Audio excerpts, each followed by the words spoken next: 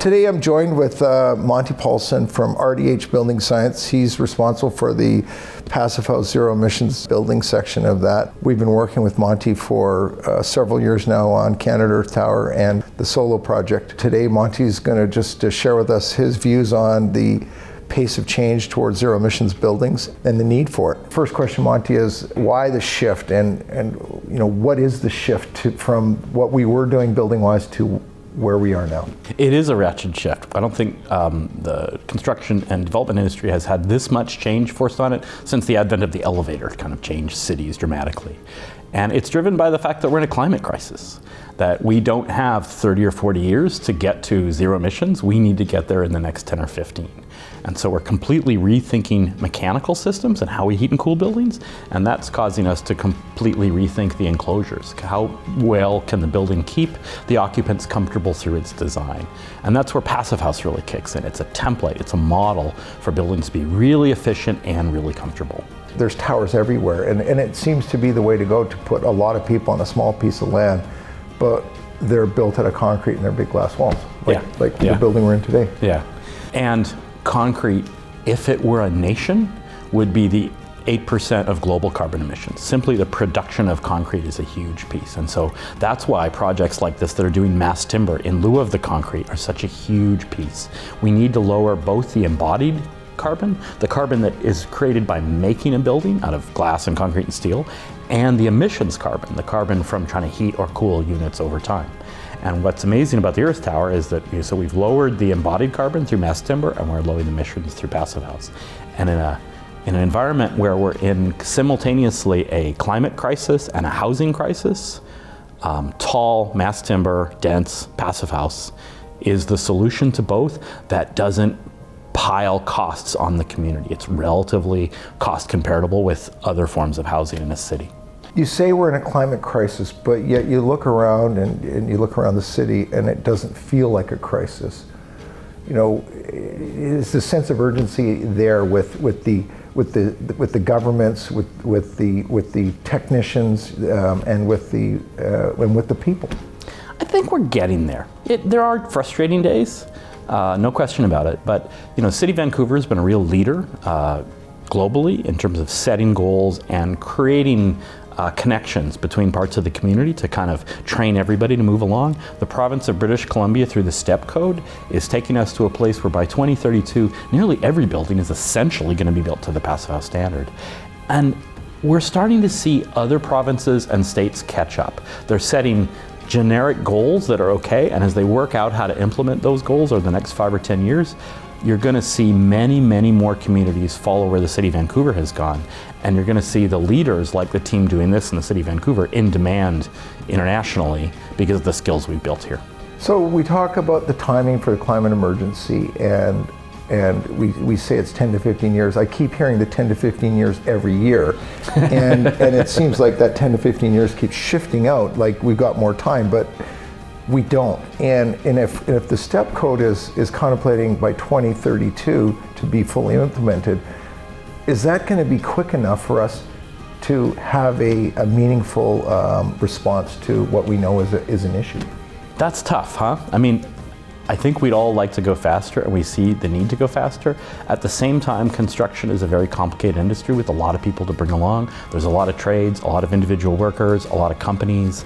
And 10 years is about as fast as we can possibly drag this industry through this somewhat painful change.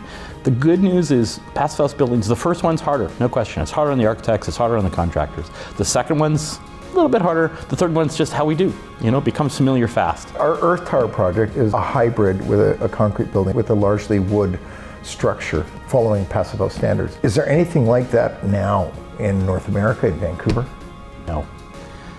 We've seen tall timber buildings, but not residential of this quality.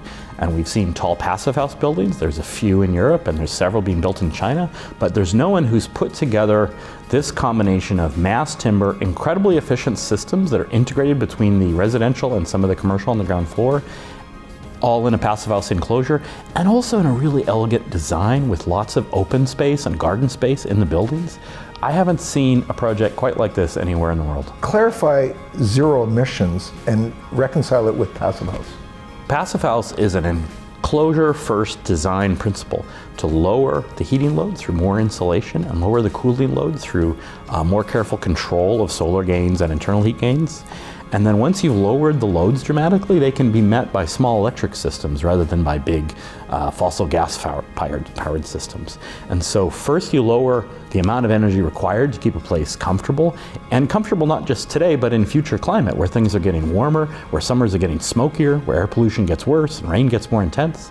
You create an enclosure that keeps people comfortable in all those environments, and then you just a little bit of electricity to supply the heating and cooling and the hot water within the range of what can be produced by renewables, either nearby or on our hydro grid. One of the criticisms that we've had about the Earth Tower is that we're cutting down forests to build buildings. Is that a fair observation from the general public? You're cutting down forests to build buildings versus creating concrete.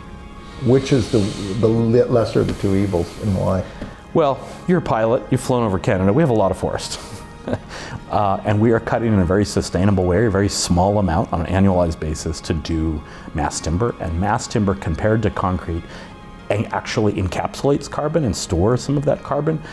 Concrete is literally melting rock in a furnace at something like 1400 degrees Fahrenheit. It's an incredibly carbon intensive process. There's just no comparison between the embodied carbon of wood and the embodied carbon of concrete and steel. We're out there now with a building that's very forward thinking that would reach mid 2020 goals today. Yeah. We're not getting the green light to go ahead. You know, is the technology that we hope to achieve realistic? Totally. And I think where you're going is where the City of Vancouver and other jurisdictions are going to wind up going. First, by focusing on reducing emissions through strategy like Passive House. Second, by radically reducing embodied carbon. I predict that'll be the big topic over the next decade. How do we use less concrete? How do we use less steel? A little bit less glass in a building. Third, by how to keep it really connected so it's a walkable community. People can walk or do transit or bicycles. They don't need a car to live there as they do out in suburban areas. We're going to see those issues of operational carbon, embodied carbon, and connectability become legislated in various ways across lots of communities. And City of Vancouver is starting to look at that, but we've been planning this building for 2 years. There's a lot of technology gains and technology pioneering. Almost 4 years. We've been planning this building for 4 years. See, that 10-year cycle that you say that we have to 10 to 15 years, you're getting caught up in it as well. Yeah, it's true. Where is photovoltaic at today, and where is it likely going in terms of, you're a building science guy, where do you see it going and where has it been? How far have we moved along the paradigm to make it realistic as an energy source? So step one is reducing our load through the Passive House approach of the building. You just need a lot less power to run it. Step two is providing that power through renewables, and photovoltaics have gotten more efficient, more durable, and less expensive every single year. And I think we're going to see a tipping point in the next 5 or 6 years where more and more it is actually cheaper to deliver electricity through PV than through other systems. You're already there in a few places in the planet. We're getting an awful lot of more aggressively priced PV coming out of China, which has most of the really large manufacturers. And we're going to see it more integrated in building facades, but also just an easy thing to put alongside of the highway or in some underused land in a deserty part of the province. You know, simple places to put more PV, feed the grid, without having to depend on fossil fuels or even hydroelectric. And then you'll see the dams, instead of being sources of power, they'll be batteries. You can use the dam to run things overnight when the PVs are in the darkness, and then you'll switch back to the PV during the day, and the dam will fill up as the streams trickle in. And this kind of system, British Columbia is really well prepared with our base of hydroelectric power, add some PV to be a completely net zero province in a relatively short period of time. Geo-exchanges has been around a long time, but it's not common in high-rise form buildings. Do you see those systems becoming more and more common? In cold climates like the interior of Canada, absolutely. You'll see more and more geo-exchange. This building has another form of geo-exchange available to it that I think is the low-hanging fruit.